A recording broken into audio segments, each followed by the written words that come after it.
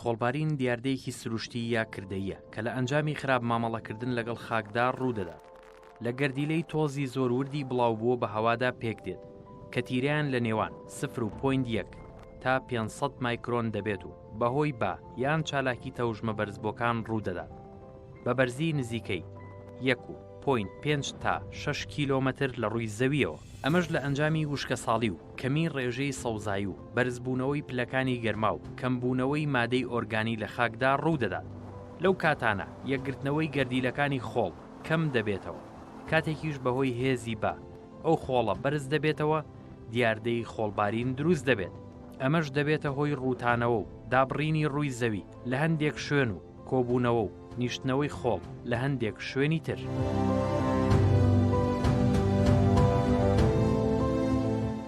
بەڕێوەبرایەتی گشتی کەژناسی و بوومەلەرزەزانی باشووری کوردستان هۆکارەکانی خۆڵبارین بۆ ناوخۆی عێراق دەگەڕێنێتەوە. دەڵێ زیاتر لە ناوچەکانی جەزیرە و بێجی ناوەڕاستی عێراق سەر هەڵدەدات. هەر بۆ سەلمێنەری ئەو ڕاستیە زۆر جار لە ماوەی یەک کاتژمێر خۆڵبارین دروست دەبێت بەبێ ئەوەی دەستگاکانی کەژناسی هەستی پێ بکەن، چونکە ئەگەر هۆکارەکەی دەرەوە بێت پێویستی بە 6 کاتژمێر دەبێت. ئەو کاتە کەژناسی هەستی پێ دەکات و هۆشداری دەداتە هاوڵاتیان.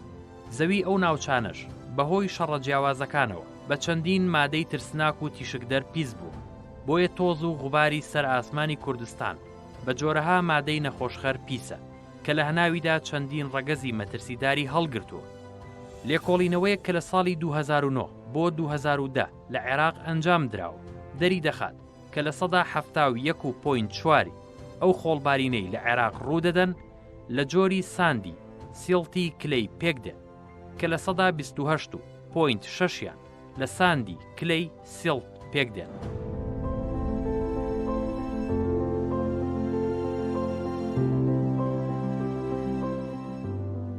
دەنکۆڵەکانی خاک بەپێی توانای هەڵواسرانیان لە هەوادا پۆلێن دەکرێن بۆ دەنکۆڵەی ورد. تیرەکانیان لە 2.5 مایکرۆن کەمترە و بۆ ماوەیەکی زۆر لە هەوادا ئەمێنێتەوە. بە پڕمەترسیدارترین جۆری دەنکۆڵەدا دەنرێت لەسەر تەندروستی کۆمەڵگا. دەنکۆڵەی زبر تیرەکانیان لە نێوان 2.5 تا 10 مایکرۆندایە و بۆ ماوەیەکی کەم لە هەوادا دەمێنێتەوە. دەنکۆڵەی زۆر زبر تیرەکانیان لە 10 مایکرۆن زیاترە و بۆ ماوەیەکی زۆر کەم لە هەوادا ئەمێنێتەوە، خێرا بۆ سەر ڕووی خاکەکە دادەبەزنەوە.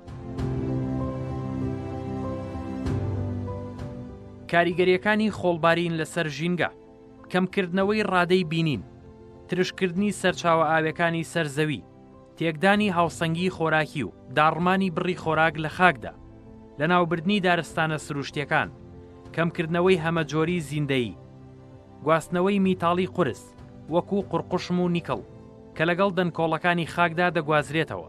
هەروەها دەبێتە هۆی ئەوەی کە تیشکی خۆر بە تەواوی نەگات بە ڕووەک و درەختەکان بەهۆی نیشتنی تەپ و تۆز لەسەر گەڵاکانیان. ئەمەش کردداری ڕۆشنەپێکاتن کەم دەبێت و گەشەی ڕووەکەکان سز دەبێت.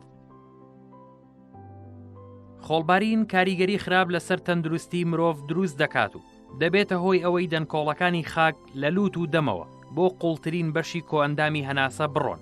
لە توانایدایە زیان بەسەر جەم بەشەکانی کۆئەندامی هەناسە بگەێنێ. لە کاتێکدا دەنکۆڵە زۆر وردەکان کە بە نانۆ پارتیکڵ ناسراون ئەتوانن ڕاستەوخۆ تێکەڵ بە سوڕی خوێن ببن و کاریگەری زۆر زیاتر و خراپتر لەسەر تەندروستی مرۆڤ دابنێن. ئەمە جگەلەوەی بەهۆی پێکاتەی جیلۆجی سەرچاوی ئەم خۆڵبارینانە. زۆربەی جار ئەم دەنکۆڵانە مادەی ژەهراوی وە کانزا سەنگینەکان و مادە تیشکدەرەکان یان ژێرپەنجەهێنەر هەڵدەگرن و کاریگەریەکە زۆر گەورەتر دەکەن. بەپێی توێژینەوەکان خۆڵبارین کۆمەڵێک سوودی هەیە و دەبێتە هۆی دابارین، پیتاندنی ڕووەکەکان، بەپیتکردنی خاک و هاوسەنگی لە گەشەکردنی بەرووبوومە کشتتوکاڵەکان، زیادکردنی ڕێژەی ئاسن لە ئاودا. ئەمەش سوودبەخشە بۆ ژیانی گیانەوەرە ئاویەکان. زۆر جاریش ئەم سوودانە زیان بەخش دەبن لەسەر ژینگە و تەندروستی.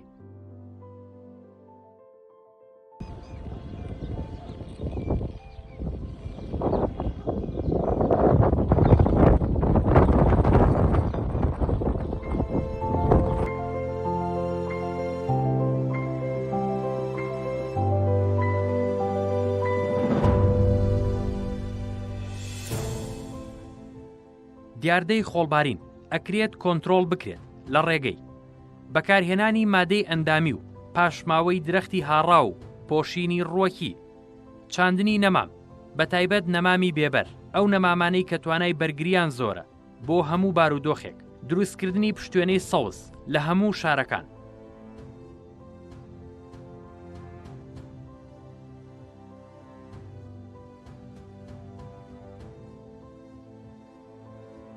بەهۆی نەبوونی هزری استراتیژی ژینگەییەوە باشووری کوردستان بەرەو ناوچەیەکی بیابان و دروستکەری گەردەلوولی خۆڵی دەڕوات دەشت و شاخەکان پێویستیان بەوەیە لە وشکبوونەوە و بە بیابانبوون بپارێزرێن و سەوز بکرێن شارەکانیش پێویستیان بە پشتوێنەی سەوزاییە بۆ کەمکردنەوەی کاریگەریەکانی خۆڵبارین بۆ ئەمەش پێویستە حکوومەت و ڕێکخراوە پەیوەندیدارەکان هەوڵەکانیان بخەنە گەڕ و کار بکەن بۆ سنووردارکردنی دیاردەی خۆڵبارین و بە بیابانبوونی خاکی کوردستان سەبارەت بەو خۆڵبارینەشی کە لە دەرەوەی باشووری کوردستانەوە دێت لە ڕێگەی بەکارهێنانی مادەی ئەندامیەوە بۆ بیابانەکان چارەسەر دەکرێت ئەمەش پێویستی بە هەماهەنگی نێودەوڵەتیە لە نێوان حکوومەتی کوردستان و ناوەند و ئێران و سعودیە بەهۆی فراوانی بیابانەکان و تێچووی زۆرەوە